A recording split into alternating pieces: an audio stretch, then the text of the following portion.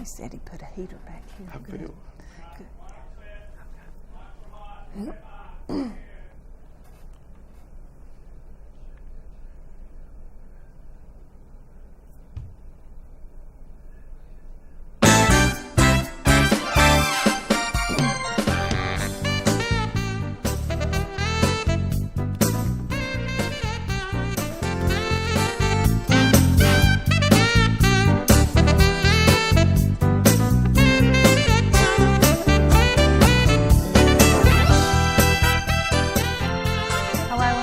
Library Connection. I'm Mandy Cancel, Youth Services Director at the B.B. Comer Memorial Library. I hope everybody's had a Merry Christmas and a Happy New Year, and we hope we'll see you in the library very soon. And now we're going to be talking about something not real pleasant, but something we all need to know about. I'm talking with Jeff Wood from Coosa Valley Medical Center. He is the I said it wrong. The infection preventionist. I should have written that down. The infection preventionist. We're going to talk about flu and how to boost your immune system, how to stay well during this season. I know we've all got so many friends, or maybe we're sick, so that's what we're going to talk about. But thank you, Jeff, for being here today. Yes, ma'am. You're welcome. It's a pleasure to be here. Well, good. To talk about what you do every day, I know. Yes, ma'am. But tell me about your family, about yourself and about your family. Okay. Well, I'm married to Lisa. We've been married for 25 years now. And we have 3 children, Lane, Lauren, and Lacey. And they all attend Sylacauga City Schools. And we've lived here for our entire lives. So Great. We enjoy being a part of this community and have enjoyed raising the kids here as well. Well, you have a sweet family. I know your wife and your girls, and you from the library coming in to get books like they are very sweet girls, and I know you're very proud of them. Yes, They're all very talented. Great. Well, okay, you're the infection preventionist at Coosa Valley Medical Center. What does that mean? Okay. Well, infection preventionist is, I want to make sure that when you come into the hospital, you don't leave with an infection. We're kind of here for people with infections. That's kind of what we do. But we want to make sure that you don't leave with an infection. So we look at things like surgical site infections. When you have surgery at Coosa Valley, we want to make sure that you don't leave with an infection. We look at central line infections. Central line is a large IV that's inserted, and it terminates in one of the main vessels. And so if you get an infection in a central line, it's a pretty serious problem. Central lines are usually there for people that are really, really sick. So they do have more infections. So we look at things like that and catheter-associated urinary tract infections. And I also monitor the surveillance. As we're talking about influenza, that's one of the things that I monitor. Look at what our community's doing as the patients come into the emergency department. I want to make sure that we know when those spikes are going to happen, and to prepare the staff to take care of those patients as well. So you're trying to take care of what's going on now, but to prepare for what might happen. Yes, that's correct. Well, that's great. It's good to know. That's great correct. to know. Yes, ma'am. Well, I'll start with the obvious question, I guess. Why does it seem that people get sick more this time of year? I think it's flu season. That's right. Flu season starts in October, and it goes through March. That's the official definition of flu season, although you can get the flu any time of the year, just like you can get sick any time of the year. What we tend to see is that when people are in close quarters with one another, that's when illness is spread, because we're not spread out, we're closer together with the drop in temperatures. We want to stay indoors with our family members, and we tend to huddle together, and so that's why you see more flu during this time Getting of year. Together with family from Yes, other ma'am. places, all correct. gathering in your home, which is yes. It's a wonderful thing, but it does have that with That's it. correct. That's true. That's correct. So being cold doesn't make No, you ma'am. sick. No. I know, that's what I always heard from my mother. Yes. Don't put your hat on, you be cold, you get sick. So I know that's not exactly true, but That's I do. right. That's right. The cold weather brings on the other things. Well, what can we expect to see this year? Flu A, B, strep? those We see all types of flu A and B. Flu type A is the type that causes pandemics, which is widespread infection. Okay. And what we've seen over this these past couple of weeks, we've seen an increase, especially in the southeast United States, of high incidence of flu-like illnesses. Okay. And so we can expect to see an increase in the number of flu cases that we have, and we can also see the severity of it. Not only is it out there, but it's causing people to be really, really sick as well. So that's one of the dangers of the flu. The flu itself, it causes some pretty bad symptoms, and you feel rotten. Right. Some symptoms of flu include fever, body aches, sore throat, cough, and really pretty intense body aches usually. Okay. And what we've seen is those people that have those symptoms, they can't eat or drink, and they become dehydrated, and that could lead to hospitalization. I guess I don't really think of the flu as being something you're put in the hospital for, but it can be. Right. I mean, I think of it as being terrible. Yes, I've had the yes. flu and never hurt so bad in my life. I don't just all over, but it can That's get right. worse. And one of the major complications of influenza is pneumonia. So you can get a pneumonia on top of the influenza, and pneumonia is caused by bacteria, and so that makes you even sicker than what you are. Well, goodness. Well, what can we do to protect ourselves from the flu? There's several things. First of all, flu is transmitted by tiny droplets that the person that has the flu, when they cough, when they talk, if they sneeze, that tiny droplet kind of goes out into the air, and then the person inhales it, and that makes them sick. So it's an upper respiratory type infection. Most of the time, you don't get sick by touching an object and then touching your face, although you can. The virus is pretty fragile when it gets outside the human body. So a couple of things that we can do to prevent the flu. Number one is get the flu vaccine. Even if you have not had the flu vaccine yet, there's still time to get it. Your intentions should become your actions today. Today is a great day to get your flu shot if you haven't gotten that. I know several places provide the flu vaccine, and the public health department provides it. So there's several places that you can go to get it. So get your flu vaccine.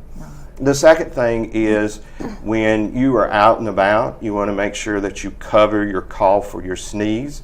A good thing to do is into your elbow, instead of your hand, because when your hand and then you go to shake someone's hand, there's the transfer of those droplets there. So cover your cough and sneeze whenever you're out. And then the third thing is to wash your hands. Hand washing is so very important to our overall health and well-being. And when I say hand washing, I see people in restrooms, and they wash their hands, and this is what they do, and that's a good start. But hand washing should encompass all four sides of your hands, and in between your fingers, and on your thumbs, and on your wrist. So the length, it should take you 15 to 20 seconds to wash your hands. The process is with soap and water. You turn the faucet on, you rinse your hands, you get the soap, you lather it up in your hands, interlock your fingers, and you're going to scrub up and down, and then you can go right hand over the left, and you're scrubbing in between the knuckles, and then repeat it vice versa. And then you take your tips of your fingers, and then scrub the inside of your palms, and then your thumbs and your wrist, and then you rinse off. Now, take you a paper towel, dry your hands. Your water's still running. Dry your hands off completely. Take a dry paper towel and turn the faucets off. If you don't, whatever's been touched, you recontaminate your hands once you get there. So it's always good to turn the faucet off with a dry paper towel, and then if you're exiting the restroom, take a dry paper towel and use it for the door, because you don't know what person has touched the door previously.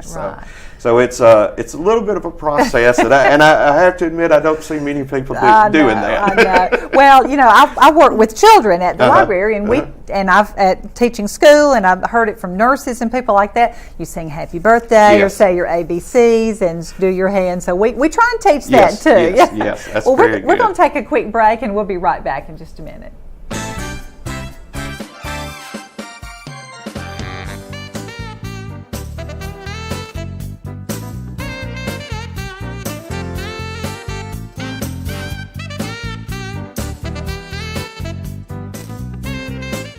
Hi, it's Shawnee McNeil at South First Bank. This is a great time for you to buy or build a new home, or maybe refinance your present mortgage. Our rates are the lowest they've been in years, and that means saving you money.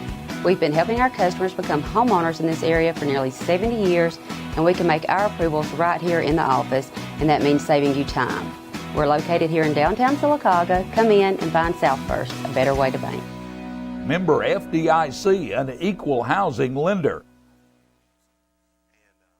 Marble City Pharmacy in Sylacauga is your destination for the highest quality health care.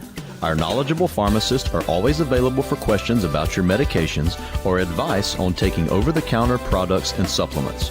Our friendly staff can assist you in choosing from our full lines of compression hose and medical equipment.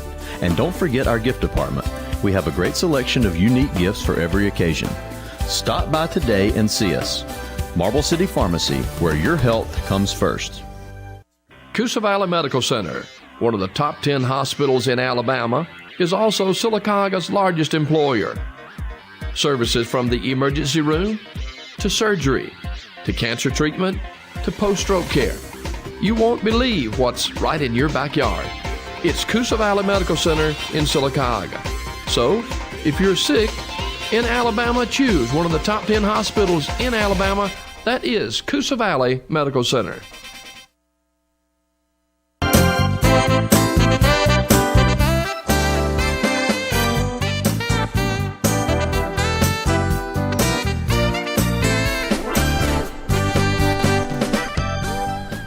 Hello and welcome back to Library Connection. I'm Mandy Cantrell and I'm talking with Jeff Wood from Coosa Valley Medical Center. That was a great commercial on just a minute ago about Coosa Valley. And before we talk some more about infection, I want to just thank Coosa Valley Medical Center for being one of our partners. We partner with Community Links, which is coming up Monday, January 8th. It'll be Dr. David Murata talking about general surgery, which is something nobody really wants to know.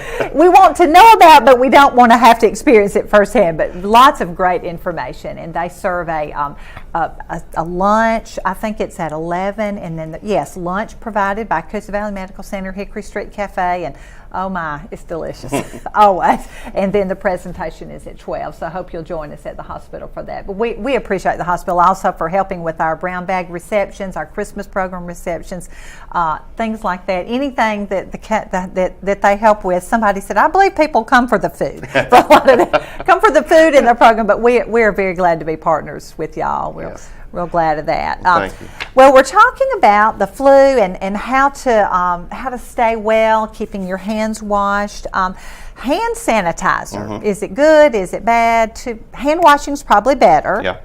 But sometimes you can't. You go to the restroom in a public place. There's no soap. Yep. What do you do? Yep. Hand sanitizer is great to have.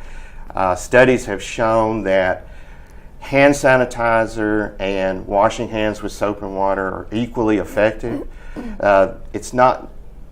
It doesn't really matter what you use. It's how you use it and that you use it. So when you have the alcohol foam or the hand sanitizer available, certainly it is good to have. Now soap and water during this time of the year, it really dries your hands out. That's and our true. skin, it protects us from getting sick. So if our hands are chapped and dried and cracked, it's not going to be very effective Right, against I thought washing. about that. So hand sanitizer is equally effective. It has emollients in it, so it keeps your hands soft. And I got to participate with a group of students over at Pinecrest, and they actually did an experiment on this. So, and it showed that soap and water and the hand sanitizer were equally effective, and it showed just that it's what you use, and it's how you use it, and how often you use it as opposed to what you use. So that was great to participate with those students. Now, is it the same with hand sanitizer in between the fingers and things like that's that? correct. That's correct. You want to get all areas of your hands and make sure that they're all equally covered. Right. That's great. Well, I know I keep some hand sanitizer in the car and in my purse, and try and use that. And I know at the library we wipe down the keyboards because we have a lot of computers that people use for public use, and then clean the mouse and things like that. But you always need to be careful. That's I know right. we try to teach the sneezing thing in our story times and things like that. And one thing to look at when you're wiping down those things, and I know several grocery stores have a disinfectant place to wipe down. One thing that you want to be aware of is something called the wet time. And so if you look at the back of the directions, it will tell you how long something should stay wet in order to kill the organisms that you're going for. Okay. So it doesn't, wiping it down is good, but it's even better when you can keep it wet. We have these wipes at the hospital, and it's a 2-minute dwell time. Dwell time is what it's called. So we want to make sure that everything stays wet for at least 2 minutes. So that's something to consider when you're wiping those things down to look at that. Okay, I'm glad you told me that. What that is, Has to have time to kill the germ. That's right. That's right. The wetness is what actually separates the cell membrane usually, or destroys the virus or whatever it is that we're trying to attack and kill. Right. How long do flu germs or any kind of germs last on grocery store carts and things like that, or does it vary? It varies. The influenza virus is pretty fragile outside the body. I think the main thing there is when you are sick, when can you infect somebody? Okay. And really, you can infect somebody before you even know you're sick, up to nearly a day before you start showing signs and symptoms. You can actually infect another person. So that's one of the reasons why flu is so easily spread, because you don't even know. And then 2 to 5 days into the illness is kind of your peak time when you're most likely to infect someone.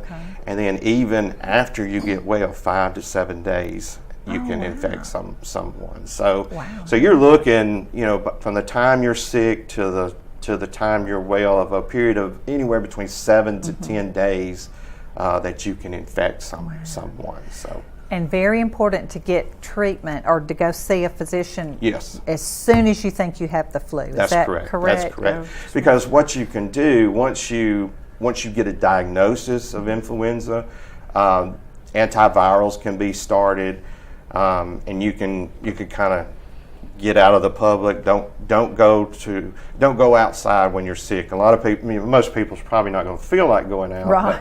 But I have seen sick people in the local stores, and it's probably not a great idea. Right. Don't bring it to your place of business.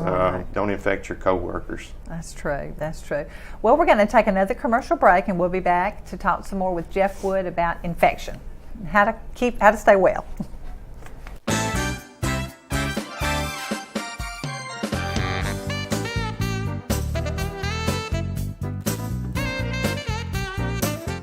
Looking for a great pre-owned car or truck? Come visit the Collins family at Stop and Shop Auto Sales. Owned and operated by Bobby and Anderson since 1996, and now with the newest member of the team, George Collins. We specialize in quality trucks from Ford and Chevy, and also carry a variety of dependable cars and SUVs. All of our vehicles are professionally serviced and checked for safety and reliability. So come see us today in Sylacauga at 230 West 1st Street, or call 256-249-0322. In Alabama, there are two things we take serious: football and and barbecue. And at August Barbecue, we take our business serious. Our meat is smoked daily to give you the freshest and best quality. Ask about our daily vegetable specials. And don't forget about our beef brisket, served up every Thursday and Friday. We have a great outdoor seating area to enjoy the best live music around every Thursday, Friday, and Saturday night. Great service, great atmosphere, and great food. August Barbecue. You can taste the difference. CallTheShield.com is the solution to pest and termite problems. APS shields your home from termite infestation, unwanted pests, mold and water intrusion, sagging floors, and unhealthy lawns. Visit CallTheShield.com to schedule your free evaluation. That's CallTheShield.com to schedule your free evaluation. Alabama Professional Services. Protection for your home.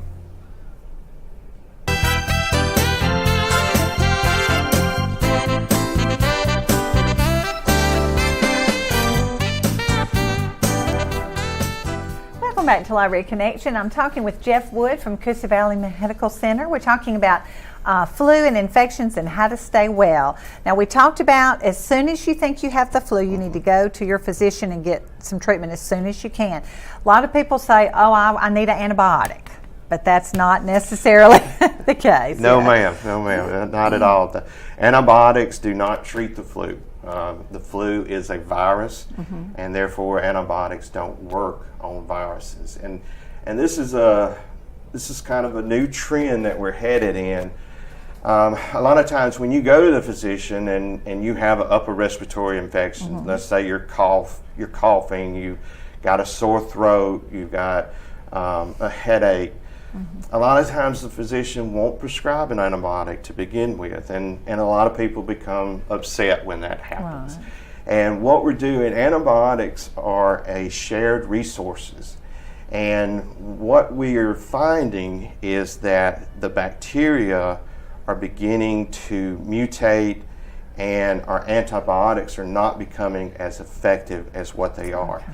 And unfortunately, there's very few antibiotics in the drug pipeline right now being developed that can get over these bacteria that are starting to mutate. Mm-hmm. So when you go to the physician and the physician does not prescribe antibiotics, don't take it out on them. They're trying to understand that what what the medical community is trying to do is to conserve these antibiotics. So when you do get sick, your body can fight it off with the help of the antibiotics. Right.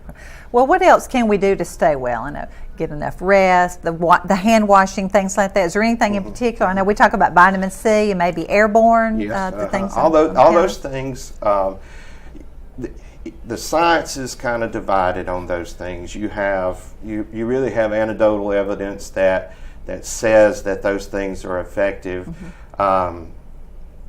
Personally, I've found them to be effective. The airborne, the vitamin C, the zinc, all of that seems to really decrease the severity of my symptoms when I feel a cold coming on. Right. That's usually what we can take. So certainly those things are good to keep healthy. You want a healthy immune system.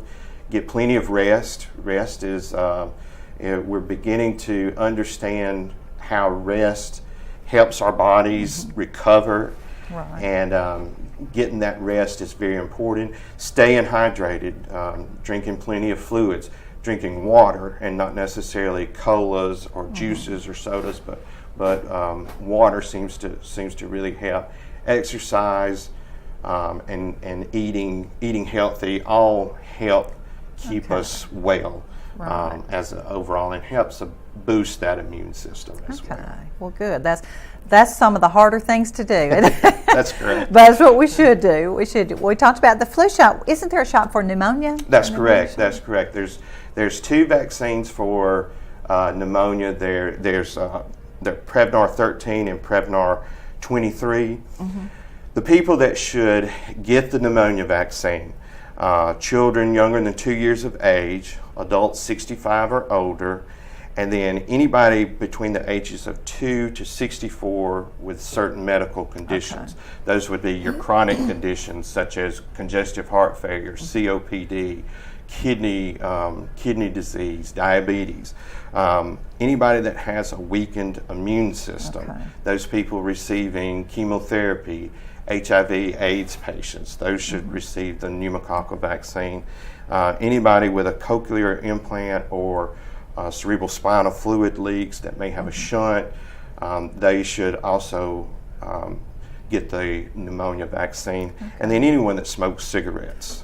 Smoking cigarettes will, the lining of your lungs is thinner and it's more prone to infections. So all of those people should have the pneumonia vaccine. Okay. Well, I know you sent me a slide. If you can put up the slide about the stats y'all of Yes. the flu cases you've had. There it is. Let's see. There it is right there. Like December, those are different. Is this dates in December? This is weekly starting in for October. And what you can see, so we started out in October when the flu season just started. We had one case, and then we ran along and not really anything major. And you see that spike of 11 cases week after week. That was the week after Thanksgiving. Oh, okay. And so anytime, like we together. said, we were together with family and friends. People didn't know they were sick. Maybe they didn't know they were sick, and Yeah. they just come on to the Thanksgiving holiday anyway. So we see a spike, and then we will see. This is through. I believe this was through 30, last week. 31st. Yes. So we'll see another spike as Christmas and New Year's comes along. So we suspect to see another spike. So again, part of my job is to alert the emergency department, hey, we're going to see more flu illnesses. When you see that, be sure to give the patient a mask. That's one of the things that we do at the at Coosa Valley is when a patient comes in that has cough, fever, body aches, we give them a mask. Don't be offended by it, but it's just to protect our staff and to protect the other patients in the emergency department. And that's what we do too in the hospital. We put patients on droplet precautions if they're positive for influenza. And again, not to be offended, don't be offended by it, but it's just for protection. Oh, sure. That makes perfect sense. We've got about a minute left, and you had some statistics about the flu, which I was shocked. Some of the ones you were talking about. The flu burden, each year there's 12,000 to 56,000 deaths. There's 140,000 to 710,000 hospitalizations, and 9.2 to 35 million cases of influenza each year since 2010. Wow. So the burden is very heavy out there for flu. Well, we appreciate what you do, all that you do to help keep us safe and keeping a check on that. I know you've looked at statistics from year to year and all that. We appreciate what you do. And just a little shout out for the library. We have lots of books. We have books about germs to teach your children. And this is a cute book, At You, The Uncommon Life of Your Common Cold, kind of how to tell the flu from a common cold, and this book was actually donated by Coosa Valley Medical Center. So we thank you for these books, and thank you for TV47 for allowing us to share this information. So I think we're going to all go leave here and go get a flu shot and wash our hands all correctly. So, well, thank you so much for being here, You're Jeff, welcome. and thank you for joining us on Library Connect.